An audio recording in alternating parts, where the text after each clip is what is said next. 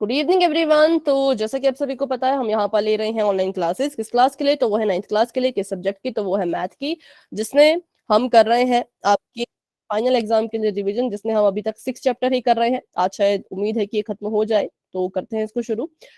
6.3 का question number 3 है ये। तो अगर आपने अपनी बुक और नोटबुक साथ में रखी है तो आप निकाल लीजिए इसको अपनी किताब में। क्वेश्चन 6.3 का सवाल नंबर 3, क्वेश्चन नंबर 3। ठीक है, तो पहले इसकी आकृति बना लेते हैं और उसके बाद इसको पढ़ेंगे कि इसमें क्या आपको पूछा गया है, क्या आपको दिया गया है। तो कुछ ऐसी ये आकृति है।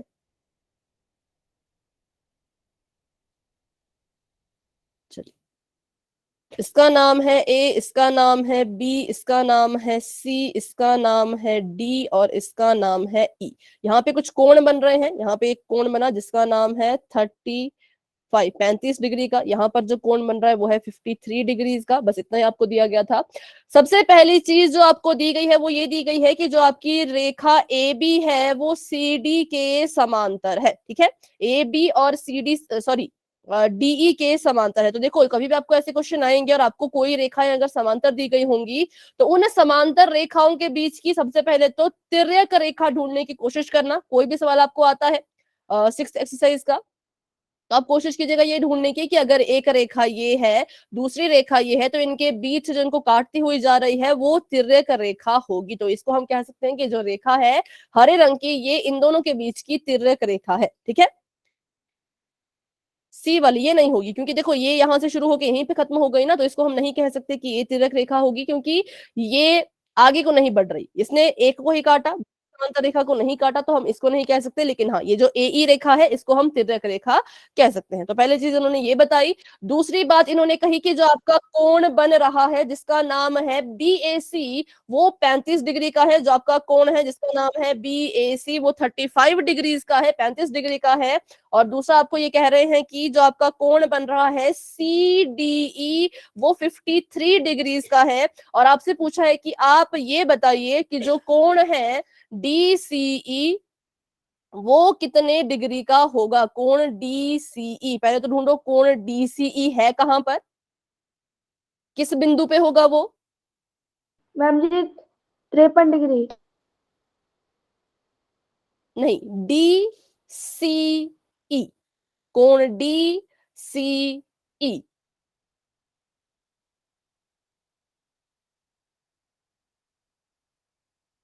इसका नाम है सी डी ई, क्योंकि ये डी बिंदु पे बन रहा है। इसका नाम होगा सी ई डी, क्योंकि ये ई बिंदु पे बन रहा है। लेकिन जो आपसे कोण पूछा है वो बन रहा है सी बिंदु पर। तो सी बिंदु कहाँ है? सी बिंदु यहाँ है।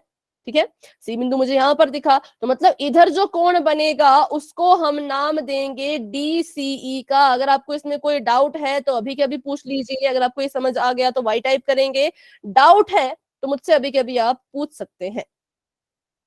ये जो यहाँ पर एक बिंदु था इसका नाम सी था, इन्होंने कहा कोण डीसीई निकालो। तो हमने देखा कि आपका जो ये है डीसीई कोण तो यहाँ पे बनेगा इधर, ठीक है, सी बिंदु पर, और इन इन रेखाओं को जोड़ करके। तो हमने कहा कि जो हमारा कोण है वो यहाँ बन रहा है। इस कोण की वैल्यू निकालने के लिए आपको जो है वो कहा गया है कोण डीसीई की वैल्यू निकालिए। तो सबसे पहले हमने देखा कि ये एक त्रिभुज है। ये जो हम अगर बात करें किसकी, डीसीई की, तो ये एक त्रिभुज है और इस त्रिभुज में हमें पता है कि 3 कोण होने चाहिए।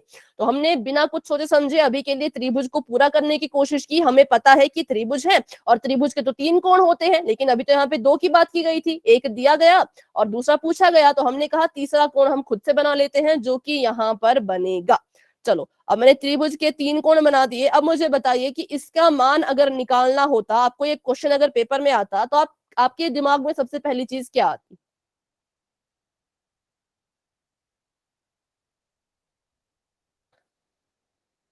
हिंट यही है कि आपकी जो रेखा ए बी है वो इस डीई के समांतर है और ये तिर्यक रेखा है। चलो, आपने ठीक कहा 180। आपने देखा कि हाँ 3 कोण हैं, तीनों को जोड़ेंगे तो 180 डिग्री आता है। लेकिन कोण तो हमें एक ही दिया है, कम से कम 2 कोण तो पता होने चाहिए। कोण तो हमें एक ही दिया है, तो कैसे निकालेंगे?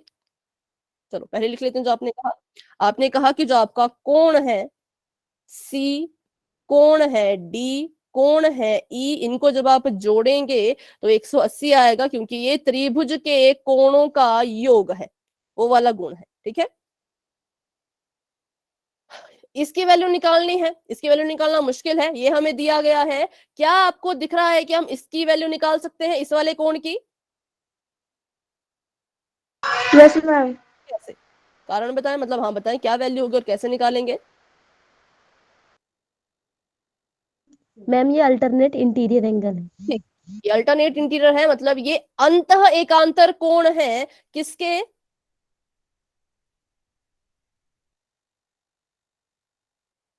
नाम बताइए उस कोण का फटाफट से, किसके अंतः एकांतर है? ई A B. C A B, बिल्कुल सही। बीएससी जो बीएसी कह लो, सीए भी कह लो, ये जो यहाँ पे कोण बन रहा है, ये कोण, हरा वाला कोण पीले वाले कोण के अंतः एकांतर है। ध्यान से देखिए, अगर मैं इसको तिर्यक रेखा मान के चलूं तो एक कोण जो है वो तिर्यक रेखा के इस ओर बन रहा है, दूसरा इस ओर बन रहा है, ये दोनों एक दूसरे के अंतः एकांतर कोण है। पहली चीज, दोनों ही अंतः कोण है, दूसरी चीज एक लेफ्ट में है, एक राइट में है, एक लेफ्ट में है, तो ऐसे कोण एक दूसरे के अंतः एकांतर होते हैं, और अंतः एकांतर कोण एक दूसरे के बराबर भी होते हैं। तो हम कह सकते हैं कि अगर ये वाला कोण 35 डिग्री का है तो ये वाला कोण भी 35 डिग्री का ही होगा। इसका यहाँ पे नाम लिख लेते हैं फटाफट से, कि जो हमारा कोण है जिसका नाम है सीईडी कह लो या डीईसी कह लो, वो बराबर है कोण बीएसी के। क्यों बराबर है? क्योंकि ये जो कोण है ये अंतः एकांतर कोण है, और अंतः एकांतर कोण बराबर होते हैं। अब आपको जो है वो त्रिभुज के दो कोणों का माप पता लग चुका है, आपको पता है कि ये वाला 53 डिग्री का, ये वाला 35 डिग्री का। तो अब आप कैसे निकालेंगे त्रिभुज का तीसरा कोण?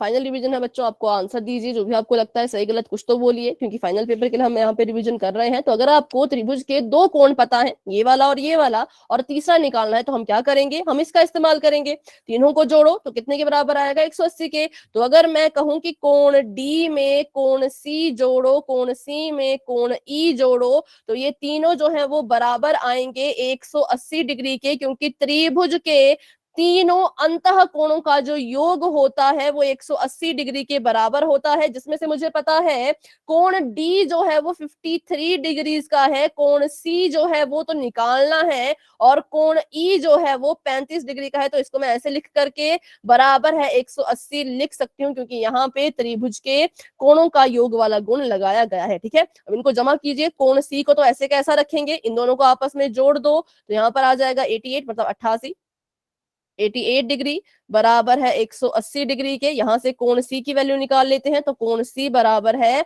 180 माइनस 88, 10 में से 8 गए 2, और यहाँ पर तो बस 7 ही बचेगा। तो बताइए 17 में से 8 गए तो 9 आई थिंक।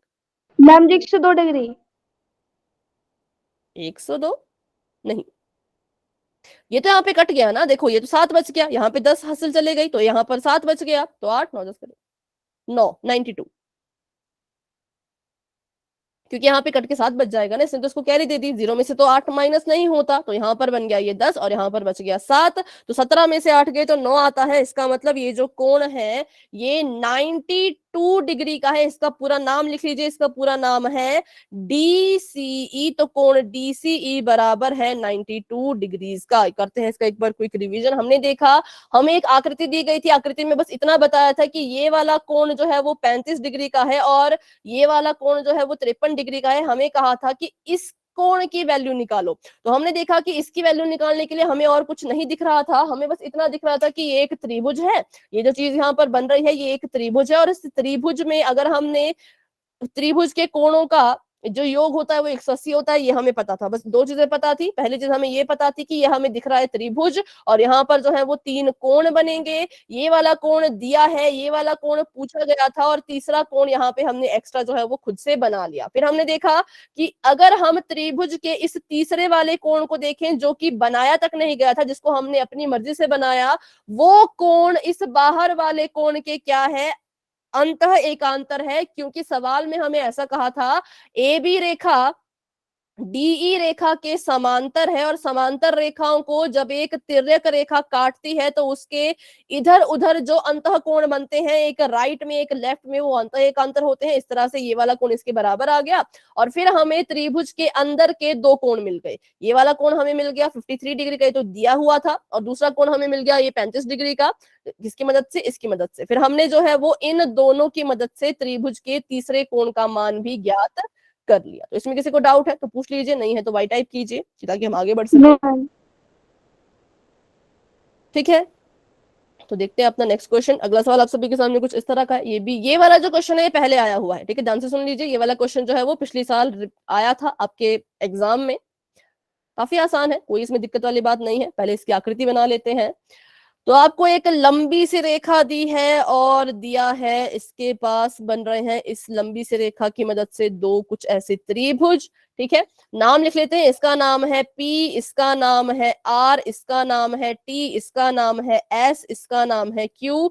एक कोण यहां बन रहा है 95 डिग्री का, एक यहां बन रहा है 40 डिग्री का, एक यहां बन रहा है 75 डिग्री का। और आपको जो पूछा गया है, पहले तो देखते हैं कि दिया क्या क्या है। 75। ठीक है, सवाल में आपको कहा कि जो रेखाएं हैं PQ और RS बिंदु T पर इस प्रकार प्रतिच्छेद कर रही हैं कि जो आपका PRT कोण है, PRT मतलब ये R बिंदु पे जो बन रहा है उसको हम कहेंगे PRT कोण 40 डिग्री का, RPT 95 डिग्री का, और TSQ मतलब ये S बिंदु पे जो बन रहा है TSQ वो 75 डिग्री का है। तो आपने कौन सा कोण निकालना है? आपने निकालना है कोण SQT कितने डिग्री का होगा। यहां पर हमने देखा कि कोई भी समांतर रेखाएं नहीं थी, तो इट मींस इसमें समांतर रेखा और तिर्यक रेखा वाला कंसेप्ट तो लगेगा नहीं। फिर हमने देखा कि अच्छा यहाँ पर तो पर एक तो रेखाएं प्रतिच्छेद कर रही हैं, शब्द लिखा है आपके क्वेश्चन में, ध्यान से देखिए अपना क्वेश्चन। आपको लिखा है कि रेखाएं प्रतिच्छेद कर रही हैं, तो जब जब रेखाएं प्रतिच्छेद करती हैं कितने कोण बनते हैं? फटाफट से देखिए और बताइए।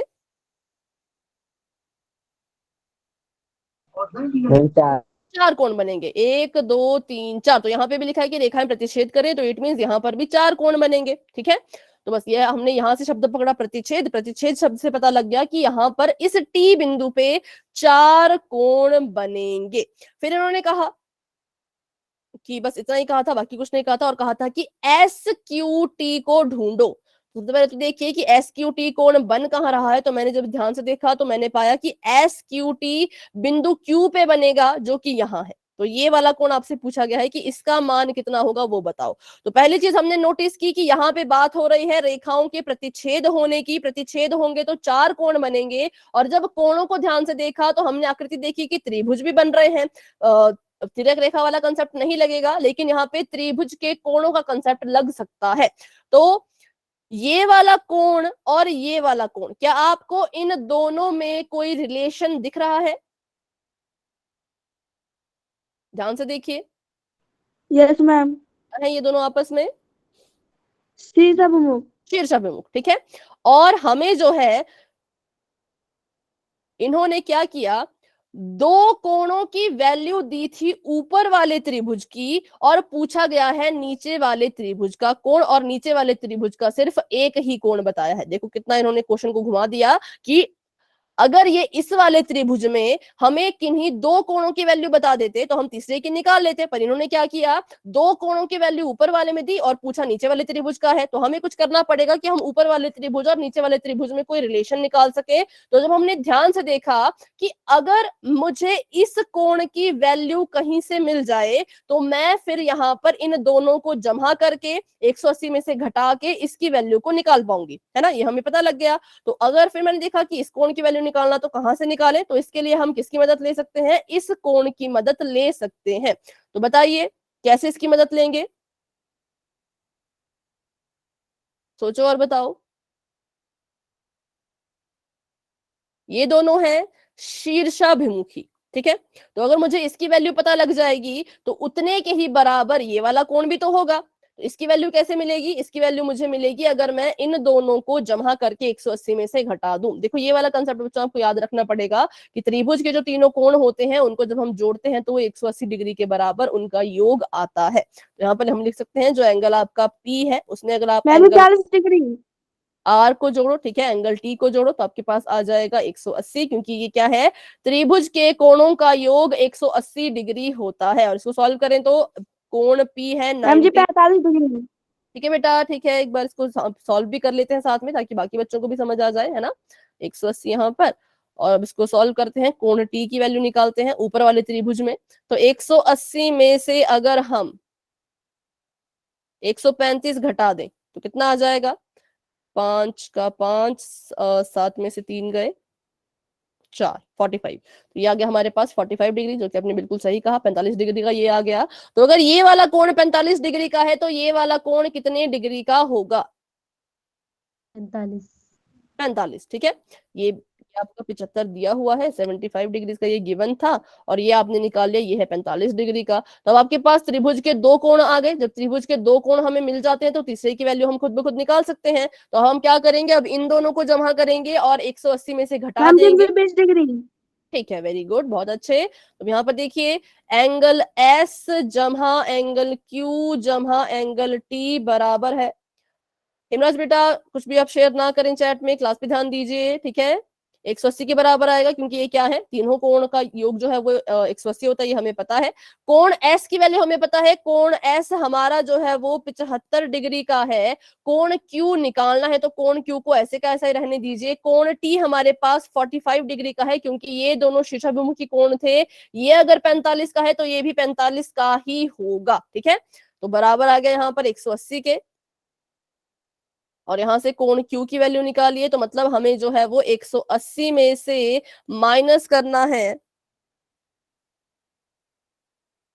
120 को। देखिए जरा, हाँ, तो मेरा तो 60 यस आ रहा मैम। है, आपने कितना बोला था। 120 डिग्री। अच्छा नहीं, 120 तो इनको जोड़ के आएगा, है ना, इनको जोड़ के 120 आया, और इसको हमने जब 180 से घटाया तो हमारे पास 60 डिग्री आ जाएगा, ठीक है। तो इसका मतलब हमारे पास ये कोण की वैल्यू आ चुकी है 60 डिग्री की। इस क्यू कोण को निकालने के लिए हमें पहले टी बिंदु पर जो दो शीर्षाभिमुखी कोण बन रहे थे इनकी वैल्यू निकालनी पड़ी। एक बार जब हमें इनकी वैल्यू मिल गई तो इसकी मदद से हमने फिर क्यू की वैल्यू भी निकाल दी। तो ये था आपका अगला सवाल। तो इसमें किसी को कोई डाउट है तो पूछ लीजिए, डाउट नहीं है तो नो आप वाइट मैम। कर सकते हैं।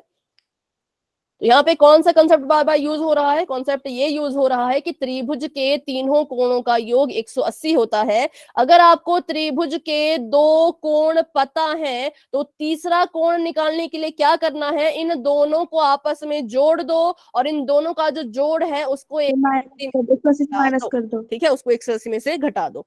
बस यही था, इसमें ज्यादा कुछ नहीं था। करते हैं अपना अगला क्वेश्चन। तो अगला सवाल भी पहले बना लेते हैं इसकी आकृति, फिर इसके बारे में बात करते हैं क्या इसमें दिया है, क्या इसमें पूछा है। तो एक रेखा यहाँ पर ऐसी है एस टी नाम की, एक रेखा ऊपर को गई एस पी नाम की, एक आगे को पी क्यू, और यहीं से वापिस ये आ रही है ऐसे और ऐसे, ठीक है। तो यहाँ पर इसका नाम है पी, इसका नाम है क्यू, इसका नाम है S R T.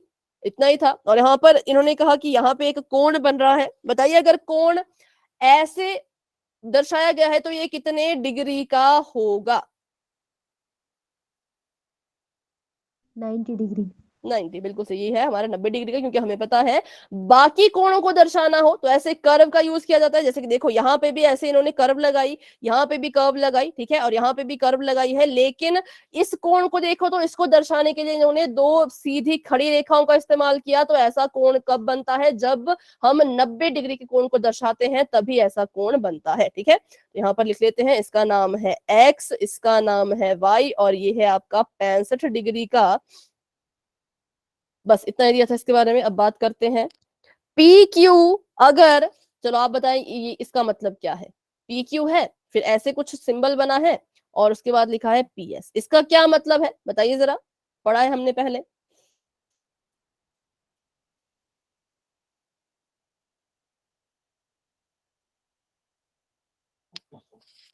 S R T is equal to 180,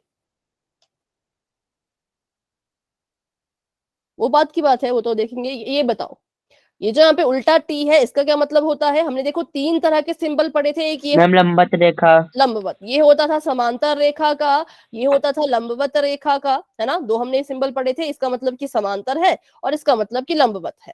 तो पी क्यू जो है वो पी एस के लंबवत है और पी क्यू जो है वो एस आर के क्या है, समांतर है, ठीक है। उसके बाद ये कह रहे हैं एस क्यू आर अगर 20, अच्छा आपको एक और वैल्यू दी है, यहाँ पर एक कोण बन रहा है 28 डिग्री का। अब ये दो आपको दिए हैं और आपको बोला है कि x और y की वैल्यू निकालिए, तो चलिए करते हैं इसको शुरू।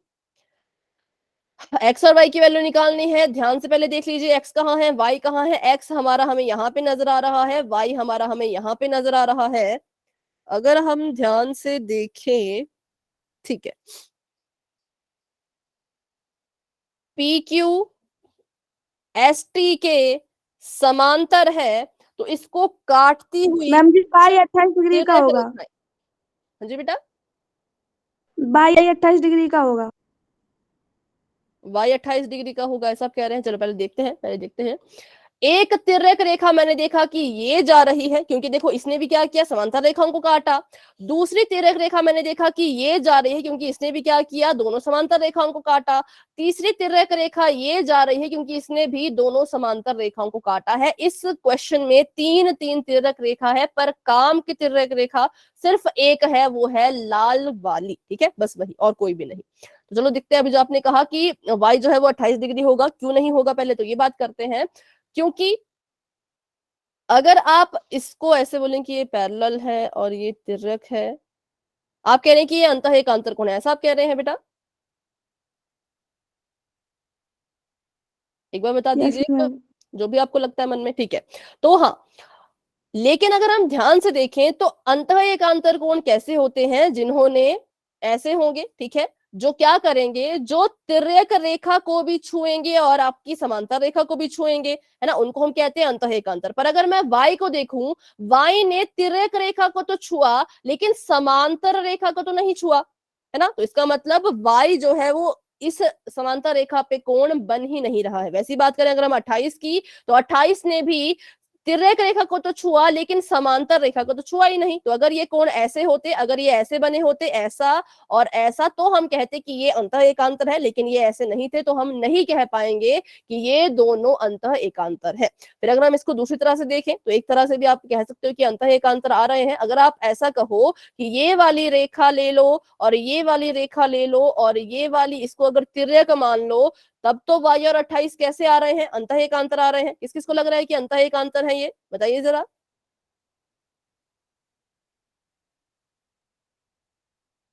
Yes ma'am.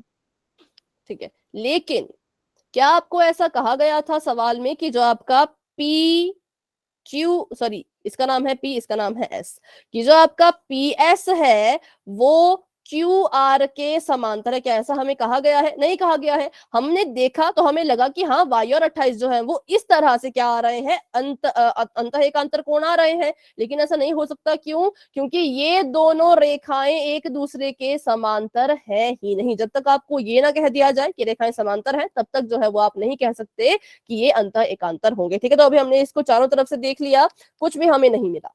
180 में से 65 क्यों घटाना है बेटा? आप कह रहे हैं यहाँ पर 180 में से जो है वो 65 घटाइए, रीजन बताओ क्यों? अगर आप ऐसा कह रहे हैं कि यहाँ पर बन रहा है एक लीनियर पेयर, ठीक है, इसकी अगर हम वैल्यू निकाल लें, मान लो इसको 180 में से घटाया, कितना आएगा? 5, 7 में से 6 गए 1, 115, 115। अब इस कोण को हम कैसे इस्तेमाल करें, इसका तो कोई यूज ही मुझे नजर नहीं आ रहा।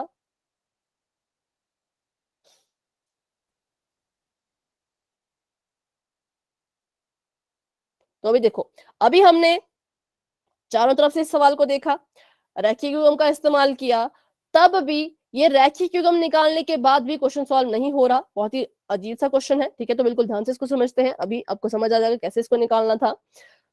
सबसे पहले हमने जो इन्होंने इंफॉर्मेशन दी है उसको फॉलो किया। इन्होंने कहा कि जो आपकी पी क्यू रेखा है, ये जो आपकी पी क्यू रेखा है, ये जो है वो समांतर है, ठीक है। पी क्यू रेखा जो है वो समांतर है एसटी के, हमने कहा ठीक है। फिर हमने देखा कि तीन तीन तिर्यक रेखा थी, एक ये थी, एक ये थी, एक ये वाली थी, पर मैंने कहा इसमें से एक ही तिर्यक रेखा काम की है, वो है ये वाली तिर्यक रेखा जो 65 के साथ बनी है, ठीक है।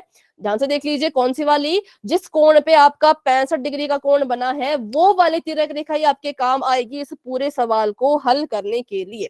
अब बात करें, मैंने देखा कि कुछ एक कोण यहां पर बन रहा है जिसने तिर्यक रेखा को भी छुआ और समांतर रेखा को भी छुआ, और एक कोण यहां पे भी बन रहा है, पर इस कोण के तो दो टुकड़े हैं, एक टुकड़ा यहां से यहां तक, दूसरा टुकड़ा यहां से यहां तक। इस कोण के तो दो दो हिस्से हो चुके हैं। तो अगर हम क्या करें, अगर हम इस वाले कोण को दो कोण ना मान करके सिर्फ एक ही कोण माने यहां से यहां तक, तो क्या ये नीला वाला कोण हरे वाले कोण के अंतः एकांतर हो सकता है? Yes ma'am. हो सकता है, ठीक है। लेकिन हमें क्या करना पड़ा, अगर हम बात करें कि सिर्फ 28 डिग्री का जो कोण है वो 65 डिग्री के अंतः एकांतर है, तो वो गलत होगा अगर इसको आप तिर्यक रेखा मानो, ठीक है। और आप ये कहो कि जो आपका 28 डिग्री का कोण बन रहा है यहां से यहां तक का, वो जो है क्या है, वो 65 डिग्री के अंतः एकांतर है, तो गलत हो जाएगा। क्यों? क्योंकि अभी अभी हमने ये सीखा है कि अगर कोई दो कोण आपस में अंतः एकांतर होते हैं तो उनको तिर्यक रेखा को भी छूना पड़ेगा और समांतर रेखा को भी छूना पड़ेगा। 65 ने तो किया, 65 ने कहा मैं तिर्यक रेखा को भी छू रहा हूं और समांतर रेखा को भी छू रहा हूं, लेकिन 28 डिग्री का जो कोण था उसने ऐसा नहीं किया। वो तिर्यक रेखा को तो उसने टच किया है, तिर्यक रेखा को तो छुआ, पर बीच में रुक गया, यहां से शुरू होके यहां पर ही रुक गया। तो 28 डिग्री का अकेला कोण जो है वो इसके अंतर एकांतर नहीं होगा, बल्कि यहां से यहां तक जो पूरा कोण बन रहा है वो इसके अंतर एकांतर होगा।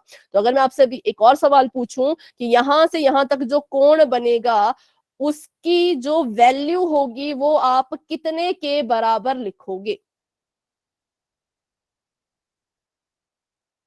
ये कोण दो कोणों से मिलकर के बन रहा है, तो हमने सीखा है कि जब एक कोण को दो हिस्से उसके होते हैं और उसको हमने एक ही लिखना होता है तो कैसे लिखा जाता है? तो सोचिए और बताइए, सही होता है गलत होता है कुछ भी, पर अपना आंसर बताइए।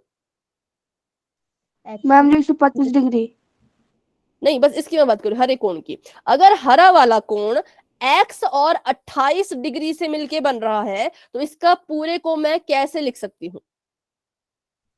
x plus 28 degree. बिल्कुल सही, x प्लस 28 हम इसको लिख सकते हैं, क्योंकि ये जो आपका ये वाला कोण था जिसको अब मैंने पीला रंग दे दिया है, ये पीले रंग का कोण जो है वो दो कोणों के कारण बना, दो कोणों की मदद से बना, तो हम उन दोनों को जमा करके लिखेंगे, वही इसकी वैल्यू होगी। तो अगर मैं बोलूं पीले वाला कोण जिसका नाम है, अगर इसके नाम भी मैं यहाँ पे लिख लेती हूँ ताकि आपको कोई भी कंफ्यूजन ना हो, पीले वाले कोण का नाम है कोण P Q R. P Q और क्यू आर को जो छुएगा उस कोण का नाम हो जाएगा पी क्यू आर। जो आपका पी क्यू आर कोण बना है वो किस किस से मिलके बना है? पहला कोण पी क्यू एस, ये आपका पी है, ये आपका क्यू है, ये आपका एस है, और यहाँ पे था आर, ठीक है। पी क्यू एस मतलब एक्स को जब हम जोड़ेंगे 28 डिग्री में, मतलब कि एस क्यू आर कोण में, तब जाके हमारे पास ये बड़ा वाला कोण बनेगा, पीले रंग का कोण बनेगा, जब आप इन दोनों छोटे छोटे कोणों को जोड़ोगे, ठीक है। तब जाके आपके पास क्या होगा, ये बड़ा वाला कोण जो है पी क्यू आर वो बन के आएगा। तो हम कह सकते हैं कि अगर ये 65 डिग्री का है तो 65 डिग्री के जो अल्टरनेट इंटीरियर है या जो अंतः एकांतर कोण है उसका नाम है कोण पी क्यू आर। और बात करें पी क्यू आर की कितनी वैल्यू है, तो पी क्यू एस है आपका x, एस क्यू आर है आपका 28 डिग्री, तो ये इसका मान होगा। जैसे इसका नाम होगा, नाम कह सकते हो, जैसे कि लाल वाले कोण का नाम x है, नीले वाले कोण का नाम 28 डिग्री है, तो पीले वाले कोण का नाम हो जाएगा x जमा 28 डिग्री। अगर आपको ये बात समझ आ चुकी है तो y टाइप करेंगे, अगर कोई डाउट है तो पूछ लीजिए।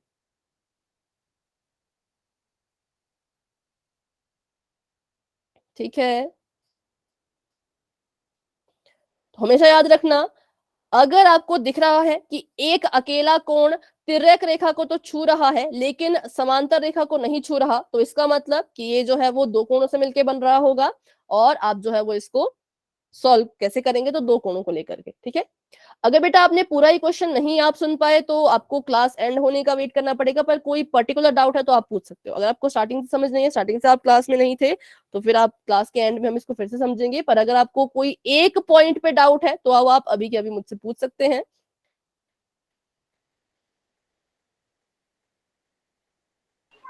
मैंने मैम थी यहाँ से नहीं सुना, जहाँ से आपने बताया ना कि दो कोणों को मिल 28 डिग्री बन रहा है, उस 40 में सुना ही नहीं, क्लास कॉल आ गया।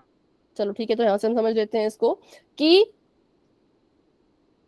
सबसे पहली चीज, अंतः एकांतर कोण वो कोण होंगे जो आपकी तिर्यक रेखा को भी छुएंगे और समांतर रेखा को भी छुएंगे। तो हमने देखा कि जो 28 डिग्री का कोण बन रहा था यहाँ पर, ठीक है, जो 28 डिग्री का यहाँ पे कोण बन रहा था, उस कोण ने क्या किया, तिर्यक रेखा, अगर मैं इसको तिर्यक रेखा मान रही हूं तो इस कोण ने क्या किया, तिर्यक रेखा को तो छुआ, लाल वाली रेखा तिर्यक रेखा है, काली काली रेखाएं जो कैसी है, समांतर रेखाएं हैं। तो इस 28 डिग्री का कोण बस इतना सा, इतना कोण है, ये बिल्कुल इतना सा कोण है जो यहां से यहां तक बन रहा है। इस 28 डिग्री के कोण ने तिर्यक रेखा को छुआ लेकिन समांतर रेखा को नहीं छुआ, तो हम कहेंगे 28 डिग्री का कोण अकेला 65 के अंतः एकांतर नहीं हो सकता, ठीक है। तो हमने देखा कि अगर हम इस कोण में इस एक्स कोण को जोड़ दें तो ये दोनों कोण जो है तिर्यक रेखा को भी छू रहे हैं और समांतर रेखा को भी छू रहे हैं। तो यहां से यहां तक जो पूरा कोण बन रहा है जो हरे रंग का है, इसको हम कहेंगे कि ये हमारे 65 डिग्री के अंतः एकांतर है, ठीक है। क्योंकि यही वो कोण था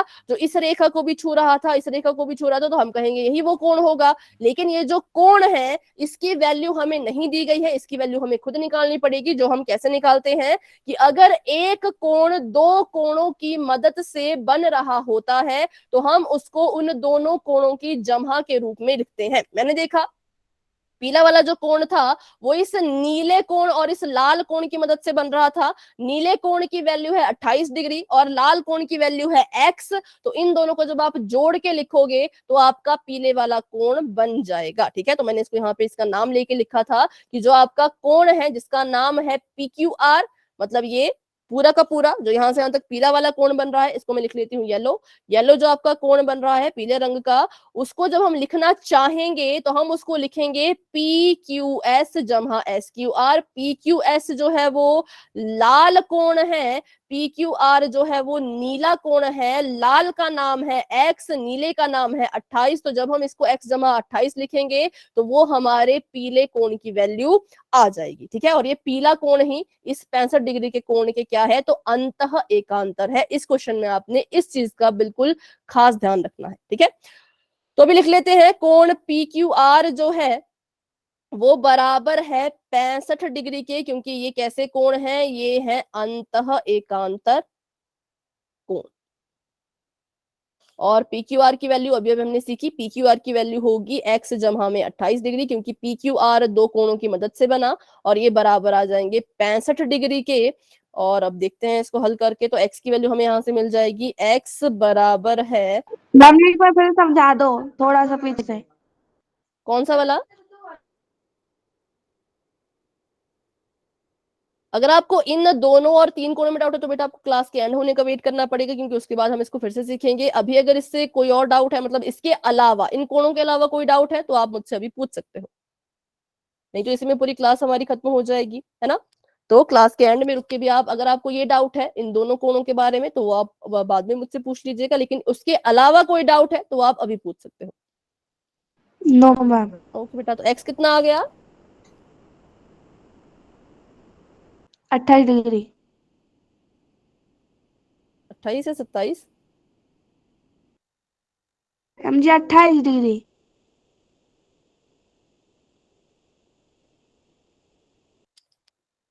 28 कैसे आएगा? देखो 8 8 तो 16 होता है, लेकिन ये तो 15 है, तो 15 में से 16 में से 8 जाते हैं, 8 बचता है, 15 में से 8 जाएंगे तो 7, और 4 में से 2 गए तो 2, 27 डिग्री, ठीक है।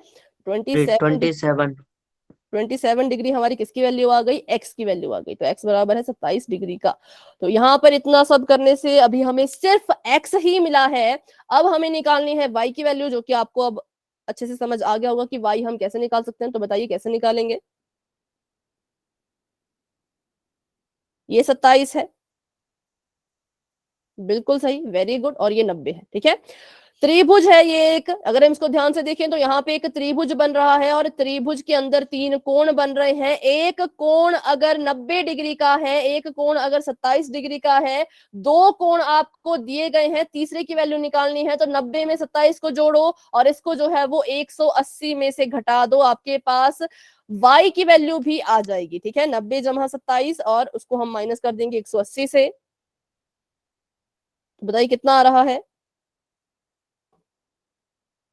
180 माइनस 7 9 10 11 मैम 117 ये 53 डिग्री। 3 और यहाँ पर 6 में से 5 53, तो y आपके पास आ गया है 53 डिग्री, ठीक है। तो x आपके पास आ गया 27 डिग्री का और y आपके पास आ गया है 53 डिग्री का। तो ये हमारे आंसर यहाँ पर आ चुके हैं।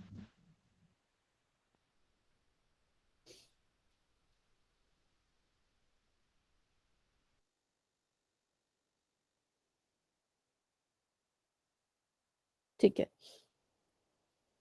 53 और x बराबर है 27। ये था हमारा सवाल। क्वेश्चन नंबर 5 है आई थिंक। अब करते हैं इस प्रश्नावली का आखिरी क्वेश्चन।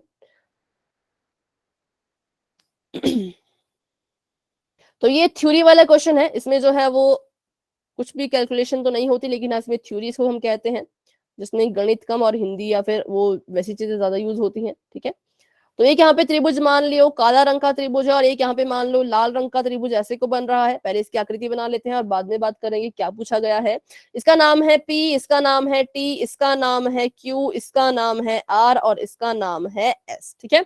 यहाँ पर एक कोण बन रहा है, यहां से लेकर के यहां तक। इसने देखिए इस रेखा और इस रेखा को छुआ है, तो जब आप इसका नाम लोगे तो आपने इन 2 रेखाओं को ही देखना है, लाल वाली रेखा को पूरा इग्नोर करना है, ठीक है। और एक कोण आपका यहाँ पे बन रहा है जिसका नाम है PRS और इसका नाम था PQR। यहाँ पे ये कह रहे हैं कि आपके जो त्रिभुज PQR की भुजा QR को थोड़ा आगे तक बढ़ा दिया गया है बिंदु S तक, और अगर कोण PQR और कोण PRS के समद्विभाजक को बिंदु T पर मिलाया जाए। अब देखो ये जो लाइन यहां से जा रही है जिसका नाम है QT और जो लाइन यहां से जा रही है जिसका नाम है RT, ये दोनों क्या है, ये दोनों समद्विभाजक हैं किसके, तो इन कोणों के, ठीक है। अब समद्विभाजक का मतलब होता है कि जब ये यहां से गुजरेंगी तो इस कोण को, ये जो नीले रंग का कोण आपको दिख रहा है, इसको 2 बराबर हिस्सों में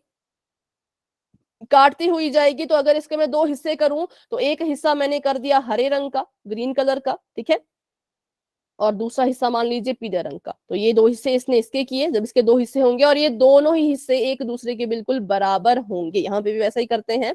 ये हरे वाला हिस्सा, क्योंकि इसका भी समद्विभाजन हो रहा है, इसको भी समद्विभाजक मतलब इसको भी बांटा जा रहा है बराबर हिस्सों में, और ये इसका दूसरा हिस्सा, तो इसके भी 2 हिस्से हो गए और इन दोनों के ही नाम अलग अलग होंगे, ठीक है। इनका नाम कैसे पढ़ा जाएगा, तो जिस जिस भुजाओं को छू करके ये कोण बनते हैं उस भुजाओं के हिसाब से इनके नाम हम बनाएंगे। चलिए तो अभी करते हैं इसको और देखते हैं इसके बारे में क्या कहा गया है। फिर उन्होंने कहा कि अगर ये दोनों समद्विभाजक है और बिंदु टी पर मिल रहे हैं तो आप ये सिद्ध करो कि जो आपका कोण है QQTR, मतलब ये जो आपका कोण यहाँ बन रहा है QTR नाम का, ये वाला, ये बराबर है किसके, 1/2 कोण PQR के, मतलब कि इसके, ठीक है। ये वाला जो कोण है वो इसके आधे के बराबर है, ये आपने साबित करना है। तो चलिए करते हैं इसको अभी शुरू।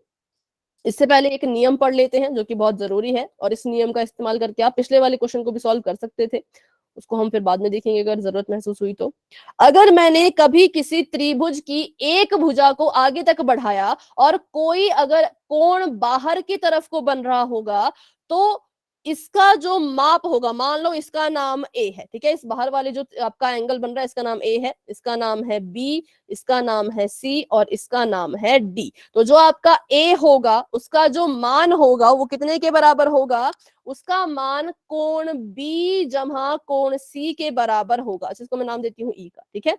कोण B और कोण C के बराबर कौन आएगा, कोण A आएगा। ध्यान से इसको सुन लीजिए, बहुत ही जरूरी नियम है ये, आपको जो है वो 1-1 नंबर के क्वेश्चन में भी आ सकता है। इसे हम कहते हैं कि ये त्रिभुज का बाह्य कोण है, बाहर बन रहा है तो इसको हम कहेंगे बाह्य कोण।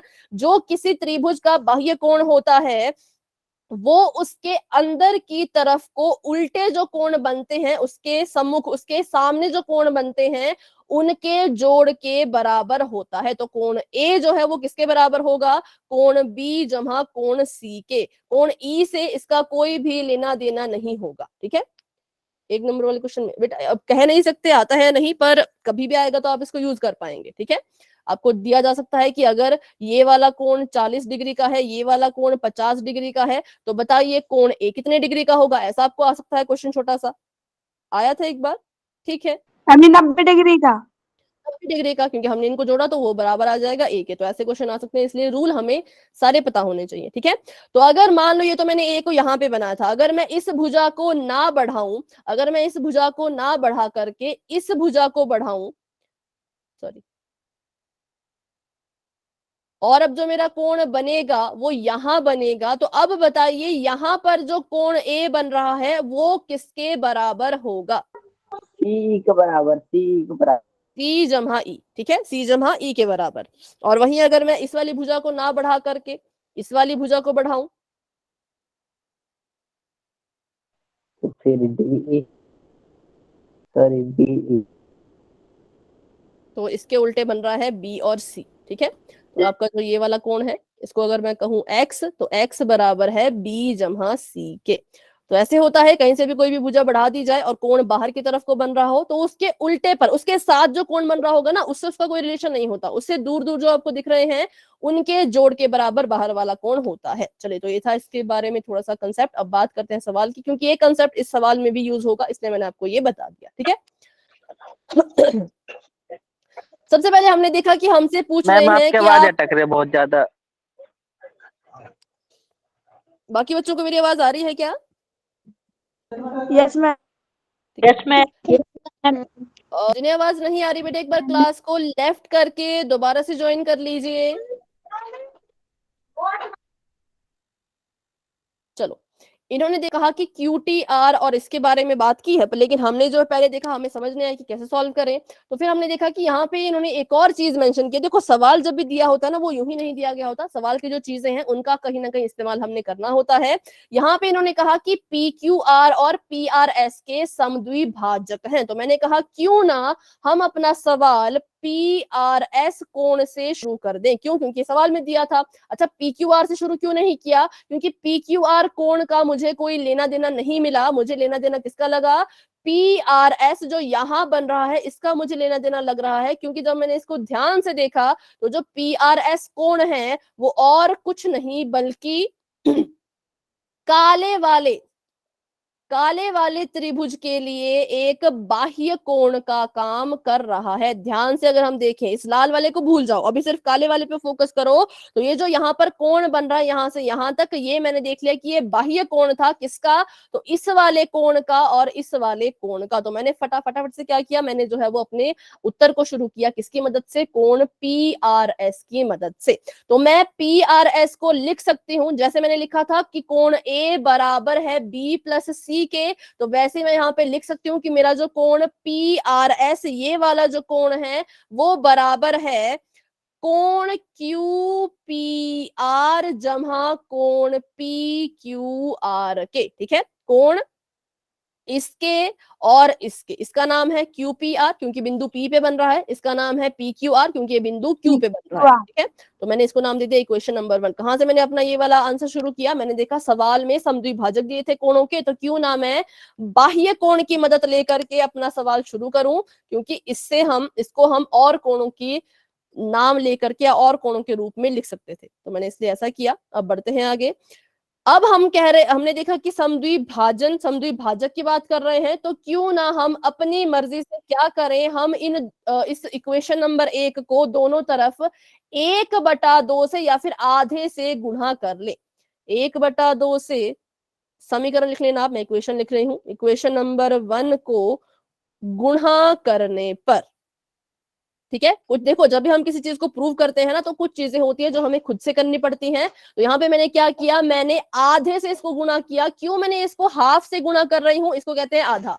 मैथ में ये वैसे 1/2 है, लेकिन इसको हम आधा मानते हैं, ठीक है। आधे से क्यों गुणा किया? क्योंकि मुझे इन कोणों का आधा पता है कि कितना कितना होगा, क्योंकि इन कोणों का क्या हो रहा है, समद्विभाजन हो रहा है, इसलिए मैंने अपनी मर्जी से यहाँ पे आधे से इनको गुणा किया। तो चलिए इनको गुणा करते हैं 1/2 से, तो ये बन जाएगा 1/2 कोण PRS बराबर है 1/2 कोण QPR जमा 1/2 कोण PQR, ठीक है। तो ये मेरे यहाँ पे समीकरण नंबर 2 जो है वो बन गया। अब क्योंकि यहाँ पे 1/2 PRS लिखा है, इनका आधा आधा हमने यहाँ पे कर दिया, तो अब सच में इनका आधा कर लीजिए। और मैंने आपको अभी समझाया था कि जब हम इन दोनों कोणों का आधा करेंगे तो 2 कोण निकल के आएंगे। अगर मैं आपको बोलूं कोण PRS का आधा करो तो बताओ कितना होगा, मतलब कौन कौन से कोण होंगे, उनके नाम अगर आप बता सके तो। RSP SRP। RSP SRP। SRP तो ये पूरा का पूरा कोण है, ठीक है। इसका आधा करने को अगर मैं आपको कहूं तो इस पूरे कोण का आधा, एक हिस्सा इसका ये बन रहा है यहां से यहां तक, एक हिस्सा इसका ये बन रहा है यहां से यहां तक। तो पहले हिस्से का नाम जो कि पीले रंग का SRT। SRT, हाँ एक आपने ठीक कहा। PRP। PRT। बिल्कुल सही, वेरी गुड। तो इसके जो है वो 2 टुकड़े हो गए। पहला टुकड़ा हो गया PRT, पीले रंग का जो कोण है उसका नाम है कोण PRT, और जो हरे रंग का कोण है उसका नाम है कोण TRS कह लो, SRT कह लो, आपकी मर्जी है, ठीक है। फिर मैंने देखा कि अगर मैं इस अंदर वाले कोण को लेती हूँ PRT को, तो फिर मुझे इसका कुछ फायदा नजर नहीं आ रहा था, क्योंकि अगर मैं कंपेयर करूं, अगर मैं इन दोनों की तुलना करूं, अगर मैं पीले वाले कोण और हरे वाले कोण की तुलना करूं, तो मैंने देखा कि जो आपका कोण TRS है जो कि यहां से यहां तक ही बन रहा है, ठीक है, जो कि यहां से यहां तक ही बन रहा है, ये किसका काम कर रहा है? तो ये काम कर रहा है बाह्य कोण का। फिर से सिर्फ इतना सा कोण यहां से यहां तक वाला किसका काम कर रहा है? बाह्य कोण का। क्यों? क्योंकि ध्यान से अगर हम देखें, अगर मैं इसको त्रिभुज बनाऊं, अभी इसको मैंने त्रिभुज बना लिया, अब काले वाले को भूल जाओ, पहले हमने काले वाले त्रिभुज को देखा था, अब हरे वाले त्रिभुज को देखो। तो अब ये जो TRS नाम का कोण है, लाल रंग का जो कोण है, वो इस हरे वाले त्रिभुज के लिए बाह्य कोण का काम कर रहा है, ठीक है। तो अगर इस त्रिभुज का नाम, इसका नाम Q है, इसका नाम T है और इसका नाम R है, तो मुझे बताओ कोण TRS को किस किस के जोड़ के बराबर हम लिख सकते हैं? TRS TQR। TRS देखो, एक आपने ठीक कहा नाम TQR, ठीक है। एक नाम तो मतलब इसका नाम है TQR, और दूसरे कोण का नाम बताइए। RTQ। बिल्कुल सही, वेरी गुड, RTQ, ठीक है। तो हम कोण TRS को हमने इसलिए लिया क्योंकि TRS जो था वो इस हरे वाले त्रिभुज के लिए बाह्य कोण का काम कर रहा था। तो हमने कहा कि चलो, जब हमने इसके 2 टुकड़े किए, तो इसमें इस क्वेश्चन में आपको थोड़ा सोच समझ के करना है, जो भी करना है थोड़ा सोच समझ के करना है, क्योंकि हमें क्वेश्चन सॉल्व करना है, तो इसमें ये चीजें करनी पड़ती है। इसलिए इसको कहते हैं कि थ्योरी वाला क्वेश्चन है, इसमें ज्यादा हमें जो है वो इमेजिनेशन, अपनी सोच का इस्तेमाल करना पड़ता है। इसमें जो है वो गणित या कैलकुलेशन नहीं चलती, ठीक है। इसमें हमें सोच समझ के करना पड़ता है। तो मैंने देखा सबसे पहली चीज कि इस बड़े वाले कोण के 2 टुकड़े हुए, उन दोनों में से अंदर वाले टुकड़े या पीले वाले कोण को मैंने इस्तेमाल नहीं किया, क्योंकि ये मेरे किसी काम नहीं आ रहा था। पर जैसे मैंने TRS देखा, जैसे मैंने बाहर वाला कोण देखा, मुझे पता लग गया कि ये तो बाह्य कोण बन रहा है हमारे छोटे वाले त्रिभुज के लिए, तो मैं इसको ही इसके बराबर लिखूंगी। तो मैंने कोण PRS को 1/2 कोण PRS को मैं लिखूंगी कोण TRS के बराबर, कि जब मैंने इस कोण का आधा किया तो उससे निकल के ये वाला हिस्सा मुझे मिला, ठीक है। मेरे तो 2 हिस्से थे, पर क्यों हमने TRS को चुना इसके बारे में भी हम बात कर चुके हैं। तो ये बन गया आपका इक्वेशन नंबर 3। वैसे अगर मैं आपको कहूं कि आप कोण PQR का आधा कीजिए, ठीक है, 1/2 ऑफ कोण PQR, तो इसके भी 2 हिस्से हो रहे हैं, लेकिन उसमें से हम एक ही हिस्सा चुनेंगे। देख लेते हैं कौन सा। तो बताइए कौन सा हिस्सा हम इसमें चुने, अंदर वाला या बाहर वाला, हरा वाला या पीला वाला? इस कोण में मैम जी हरा वाला। हरा वाला, वेरी गुड। क्यों? क्योंकि ये लाल वाले त्रिभुज के लिए बाह्य कोण का काम कर रहा है, और ये जो हरा वाला कोण है ये भी लाल वाले त्रिभुज का ही कोण है। तो हमने क्या किया, अगर इसका लाल देख रहे हैं तो इसका भी लाल वाला ही देखेंगे, ठीक है। तो इस हिसाब से हमने क्या कहा कि पी क्यू आर के भी टुकड़े तो दो हुए, पर हम कौन सा टुकड़ा लेंगे, तो हम टी क्यू आर वाला जो टुकड़ा इसका हो रहा है उसको इस्तेमाल करेंगे, ठीक है। यहाँ पे मैंने लिख दिया 1/2 करो पी क्यू आर का, तो ये आ जाएगा टी क्यू आर के बराबर, इसको नाम दे दीजिए इक्वेशन नंबर 4।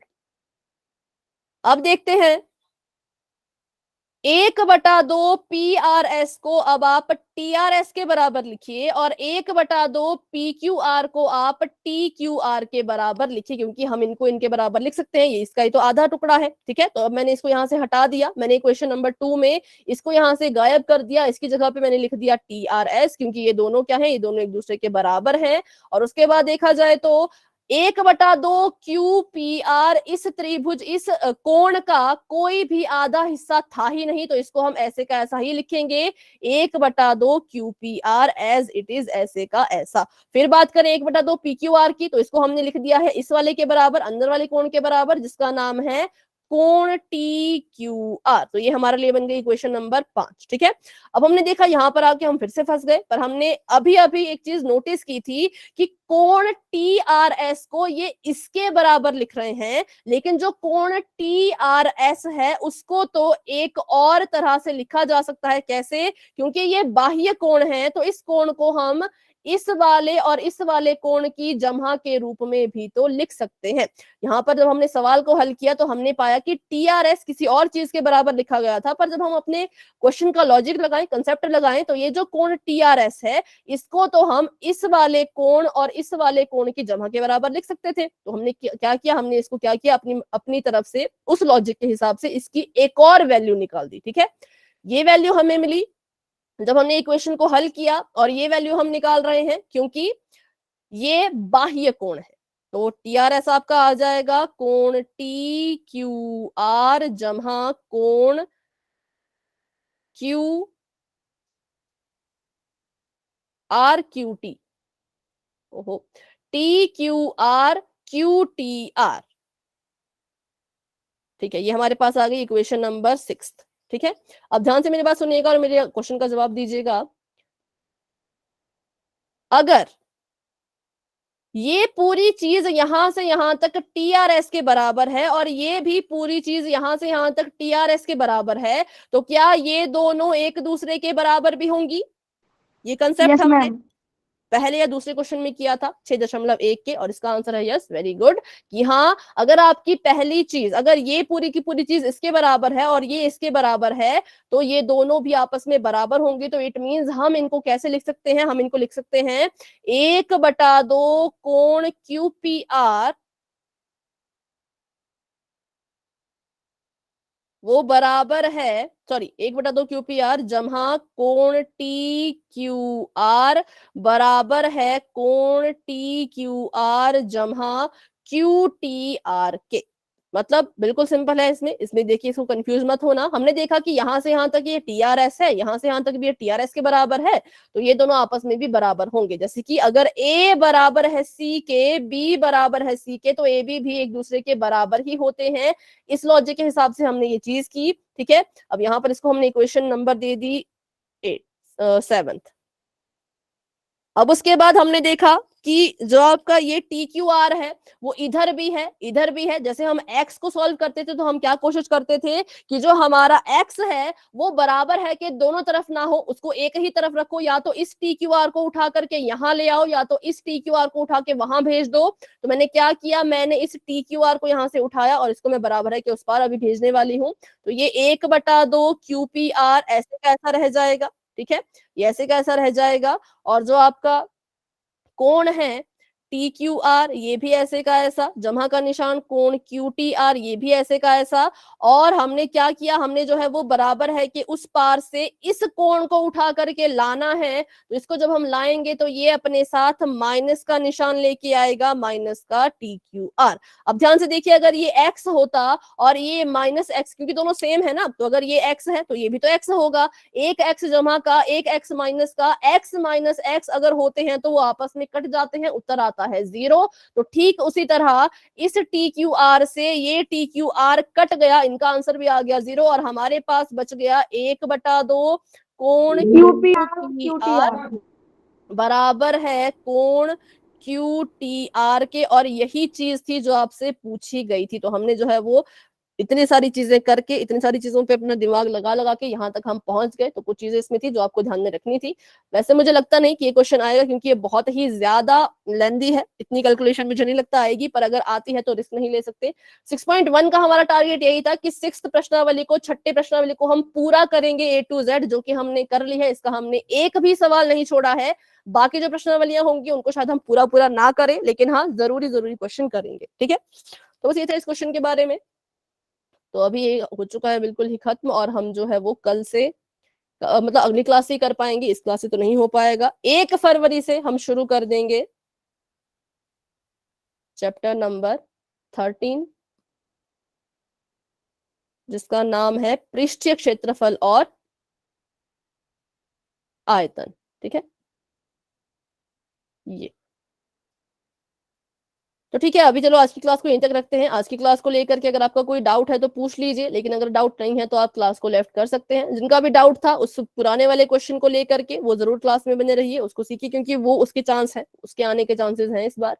बाकी जिनका डाउट नहीं है वो क्लास को लेफ्ट कर सकते हैं। Good night and bye bye, मिलते हैं अपनी अगली क्लास में। Bye okay ma'am. बच्चों, good night night. Bye ma'am. Bye बच्चों, बाय बाय, गुड नाइट।